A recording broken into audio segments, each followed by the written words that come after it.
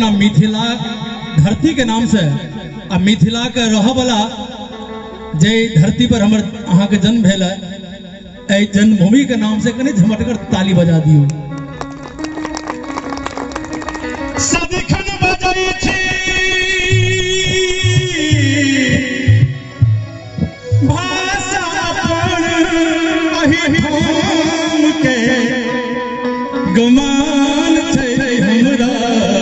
हम छी मिथिला के गुमान छै हमरा हम छी मिथिला के सदिखन बजाई छी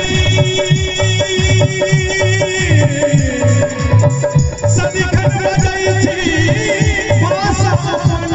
अहि हम के गुमान छै हमरा हम छी मिथिला के गुमान छै हमरा हम छी मिथिला के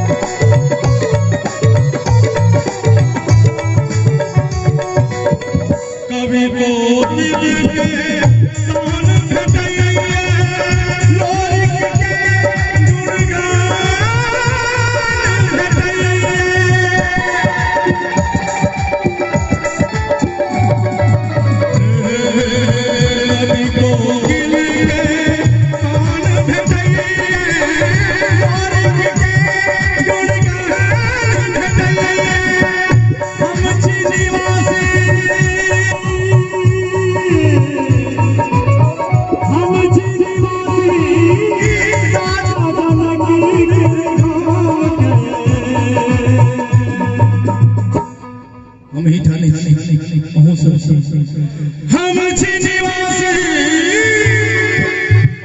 राजा जनक के गाम के सब छिए गाम के झमटकर ताली का अरे गुमान छै हमरा हम छी मिथिला के गुमान छै हमरा हम छी मिथिला के गुमान छै हमरा हम छी मिथिला के